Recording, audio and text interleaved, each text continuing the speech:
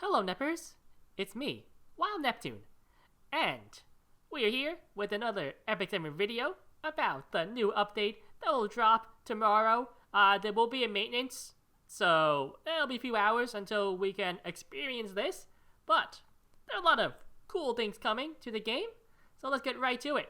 First off, it has been a while since we got a new story chapter, episode 3, and chapter 4 is gonna drop in. So 16 stages and a labyrinth stage. This is really nice because it means that, more free sky stones, another Molagora, more like these quest things we can do for other small bonus rewards. Of course, there's a new AP shop, which in episode 3 really doesn't mean anything because nobody's gonna farm episode 3 right now. That's nice. Also, there's a new piece of epic gear health set. Good for it's good for like new players, right? And I've said this before, but players who are in episode 3 probably don't need this. Like, that's just what it is, unfortunately. So even though these subs are really good, I honestly just rather buy catalysts than buy the armor. So, also, Guild Wars season is opening. So, the next Guild War will be when the after the reset happens. And yeah, it just means that in preseason we just got to a point where a lot of guilds are at X5 again. And now they'll all be reset to all the way back to nothing. So why do they reset your guild ranking in preseason? I don't know. But, that's what it is. There was also going to be a brand new guild artifact you buy with your armbands. This one is a symbol of unity, and it has, at max rank, increased hit chance by 20%, so Oath Key, and increase the damage you deal by 16%. This is insane. This is like portrait. Not quite portrait. It's Tonfa and Oath Key combined into one artifact. This is nuts, okay? Unfortunately, I had no armbands because I spent all of them already. But still, definitely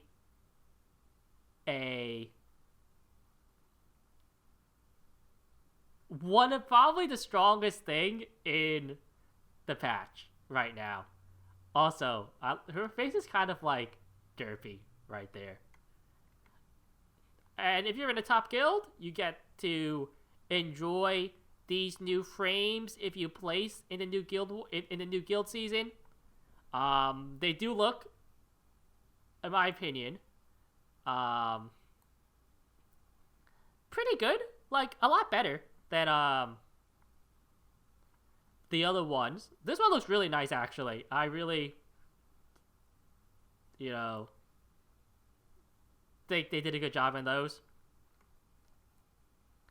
Of course, the Mystic rotation is coming. So, we operate a secret. I also believe that Blaze Dingo is the MO4.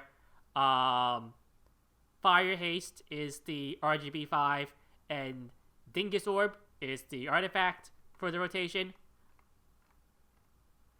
Obviously with Mystics, if you want the hero, I think you should pull. As or if Secret is, let's say you're at Pity right now, and you're debating whether or not you should pull, If you're free to play or like a low spender, I would say wait maybe a week or two, because she'll be in the banner for 3 weeks, right? And see what people say about her after like that time period. In my opinion, whether she'll be good or not fully depends on her S2. So, if her S2 can reliably kill a character with a barrier where she can be built relatively fast, so doesn't require somebody like A-Lots to boost her up, then I think she'd be a good hero. But if she can't do that, then I think she might be a little bit too mixed, right? Where her focus in what she does isn't quite there. But it all hinges on how much damage her S2 can do. In addition to that, we also have 2 banners that have been announced in Fire Ravi and Sigurds and Lilius and Bastion of Pelusia. Both are good heroes. Okay. Ravi is a really strong hero. If you saw my Select a Summon video, I spoke very highly of Ravi. However, as a like pull to dump your resources in, like your bookmarks into, it's a little bit harder to justify. Right now, I would say, if you had to choose between these two, I would pull Ravi before Lilius right now. They're both really strong, but there are just so many knights in the game that are like amazing at the moment. You have ML Crown FCC, Falcon of Cleary, Adventurer Roz, Ambitious Tywin, right? Those are 5 knights in the game, I think, and Water Crown. So 6 knights. Those are 6 knights in the game at the moment I think are better than Lilius. And Lilius is still really good. That just shows how strong knights are in the game.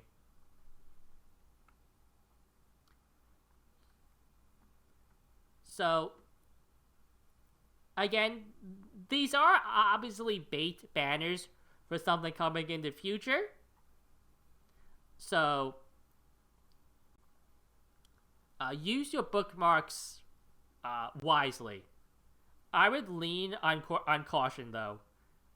Because, just know, they haven't announced the Christmas unit yet, which might or might not be limited. We don't know what it is yet. Might be DN, might not be. They did reveal that the new Tenebria, so Wonderland Tenebria, as I'm going to call her, is a unit. So, keep that in mind. Me personally, I already have Ravi and Lilius, so I don't have to pull on them. As for Sigurds and Bastion, they're both decent artifacts. There aren't a lot of really good warrior artifacts in the game, so Sigurds has a pretty decent place there. Bastion is good, but in my opinion, only for like Guild Wars offense and maybe like Guild Wars defense sometimes, right? And that's its general use case. There's some other small improvements that are happening too. You can read these at your leisure. Another change that's happening is now in Blind Day and Arena, they'll be changing all the frames to the basic frame, so you can't like remember, oh, this person has this combination of heroes and uses this frame, so I know it's this person, right? Anyway, they also announced other exciting things, like next week, in addition to Ravi and Lilius, they will also be having a Elena banner. So let me go to the Hero Journal here, and we can find Elena with her Blessing of the Stars.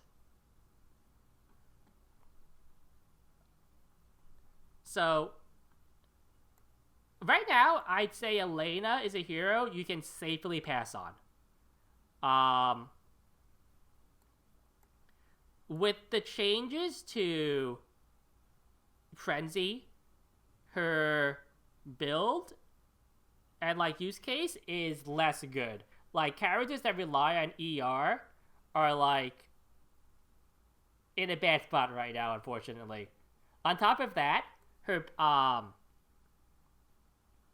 passive with Tome also has been meted around, right? Because she used to be able to counter a CDOM Athletica combo, but with Cerise, with Restrict now, which will stop that, and because CDOMs are commonly run at high speeds, they'll just cut, Elena won't be able to cut into those turns now, unless you build it like super, super fast, right? So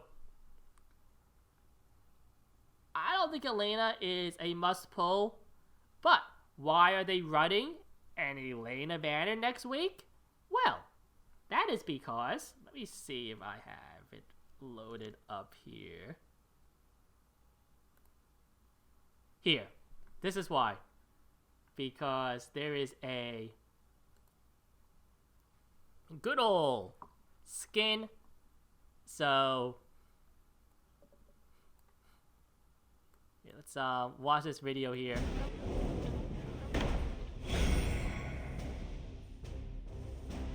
Stardust. The skin honestly looks Soar into the night sky.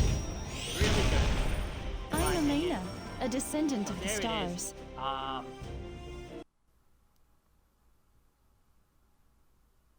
It's like a sexy snowflake type skin, I guess.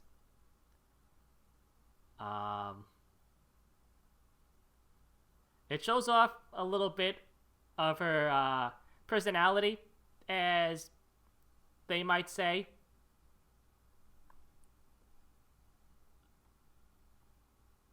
However, this is not even the biggest news. And of course, there'll be an Epic Pass. This is next week, by the way.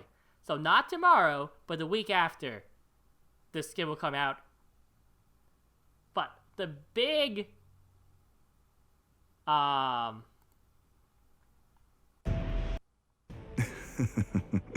Welcome, news distinguished guest. Mortalix, It is I, the great Mortalix. who is but a new you- character You can Who is gonna call come me out? Mort. next week. I will show So you we'll go over grace his skills. by granting Oh you yeah, let's watch death. his skills right here. Alright, so let's try to... Oh, also, by the way, I'm not gonna play this whole thing now, but the voice actor for him, at least the KR one, is really good. I was very impressed. So let's try to find where... Alright, here we go. So, he's a 5-star Earth Knight. You can see here that as a Knight, he has a crit chance imprint and attack release. So he is going to be a more offensive character. His attack is high for a Knight. His health and defense are respectable. He has very high speed for a Knight. 109 as a Knight is really fast. In addition to that, he has a high crit chance for Knight too. So let's go a little bit farther here. 3, 4킬 강림 Okay. 모르 So his skill 3 is on a on a minimum 4-turn cooldown. It'll enrage you for 2 turns, which gives you a attack and speed boost. And it has a built-in injury. And what injury is that when you do damage to a target, you will decrease its max HP. It can only go down by a maximum of 50%, right, in total. So in order to get the full benefit of the injury, you have to use this skill 4 times, right? At minimum. Remember too, it's up to 15% each time. Because if you do less than the damage,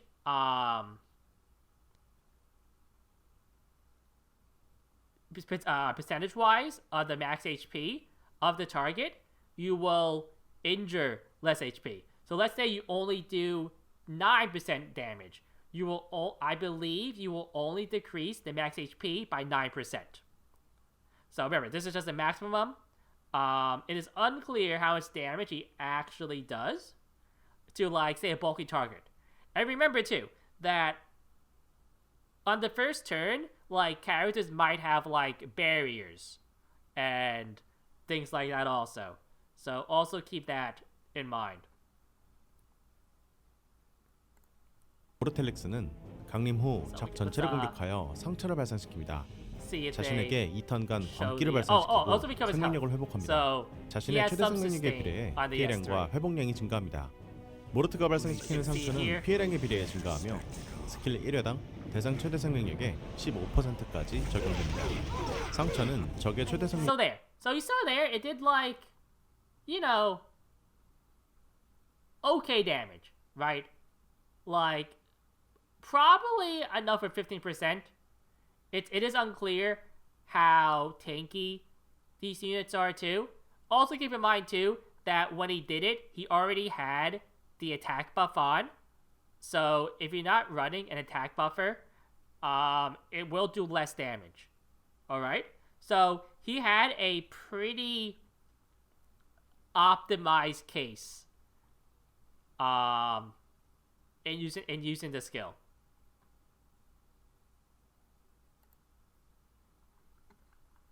Wait a minute. Wait.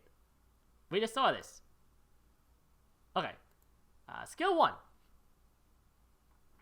is a max 50% chance to decrease defense for 2 turns, and with the he's enraged. So after he uses his S3, he gets the enrage buff. It ignores ER. So roughly 25% of the time, you will have a 50-50 to decrease defense for 2 turns. Which is, honestly, really good.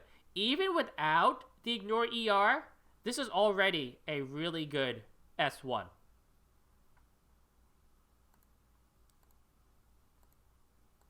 Alright, and now let's move on to his S2, which I think his S2 is his strongest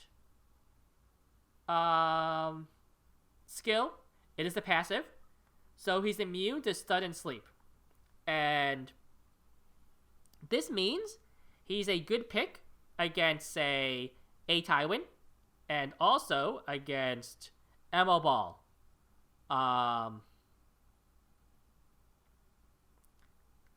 Especially I think against Emma Ball, because I believe that if you injure Emma Ball, you actually actively make his S3 worse. Which is like an interesting thing to think about. Especially since Emma Ball is coming back into the meta right now. Also, if he inflicts a critical hit with a basic attack, you have a max 40% chance after full skill enhance to increase the resist of all allies for 1 turn and his speed by 2 turns. Honestly, 40% is kind of low if it can only be activated every 2 turns, especially when he has to S1 to do it, right? So, in my opinion, you want to have Elbrus on him. I don't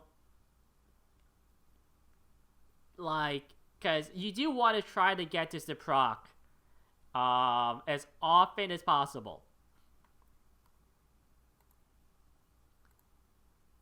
So, also, here's an artifact here. It is a Knight artifact. Increases crit chance by 15%. And when the character uses a non-attack skill, increases crit damage for 2 turns. This is an artifact that, unfortunately, 1, it's not very good. And 2, it's also not consistent unless you max it out. Right?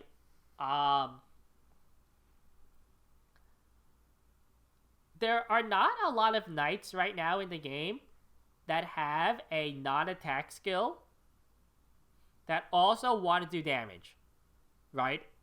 Like, the only one I can think of is, Mortalix, right?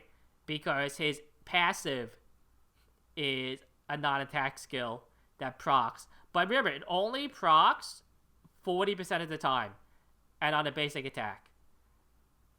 And then Lilius, right? Who has an S2, and she is built Bruiser, and it is somewhat difficult to get her crit chance up, right? So the crit chance might help. It's just so slow that you probably just want to run Portrait or like Holy Sacrifice, which is, again, like this. Holy Sacrifice, you have to have a high limit broken artifact for consistency, but at least it's more flexible than using this. So the artifact isn't... It's just bad, okay? Opinions now, if you should pull on Mortalix. Honestly, I think if you care about normal arena right now, I think he's going to be a strong normal arena attack unit. In World Arena / RTA, I think he's a little bit too slow right now. Again, I think he's a good counter pick versus, say, Ambitious Tywin and ML Ball. So if you're really worried about those 2 heroes, he's definitely a good pickup. But a lot of his kit has been mitigated by the meta shifts. Like, ER is not that important anymore. So the fact that his S1 ignores ER sometimes isn't that big of a deal. And his S3 injury,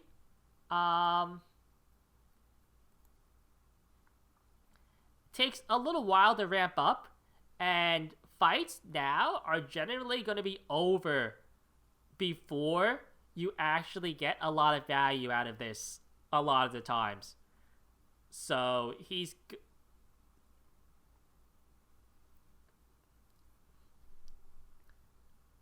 somebody who, if he was released during last season, would have probably seen a lot of use. But he might come out a little bit too late to be truly viable in RTA. Keep in mind, too, that, like I said, Christmas is still around the corner, so who knows? Maybe DN is coming back. Maybe Wonderland Tenebria is going to be a limited unit. Speculation there, but they had to be doing something for Christmas. Speaking, though, about Christmas, they did also announce that they want to have a buff event for the holiday and for the start of next year. So if you're worried about when it's going to happen, probably last weekend-ish of this year, going into next year, is what they're going to have. they also announced a... Let me see. Make sure it's not here. Okay, so nothing's there. Yeah, obviously here too. There's a maintenance for up to 5 hours. But they also announced that they are planning on allowing us to spend Sky Stones to access old side stories to get old rewards, like Midnight Bloom, which is an artifact that is not in Hall of Trials yet. And probably won't be if they're going to make this change. They haven't revealed how many Sky Stones it costs or how many other rewards you can get again, right? Like, they haven't revealed if you can rebuy, like, the Molagoras and Catalyst from the shop. They haven't revealed how often you can go into an old side story. They did reveal, though, that Portrait of the Saviors is not going to be there because Guilty Gear was a limited collab event, and because of rights and stuff like that, it makes sense why that's not going to be available. They said first quarter 2021 for that, and obviously subject to change. When more information comes out, you'll hear it here. Also, there'll be probably a post in the dev notes and everything like that. Anyway, that is it for the patch. I'm Wild Neptune, and I'll see everybody in the next video. And don't forget, though, also like, comment, subscribe, of course, and I don't know. I have to come out with a good outro. So let me, at least not an outro yet. Like a closing phrase. So let me think about this. Nep out. Tell me what you think about that in the comments.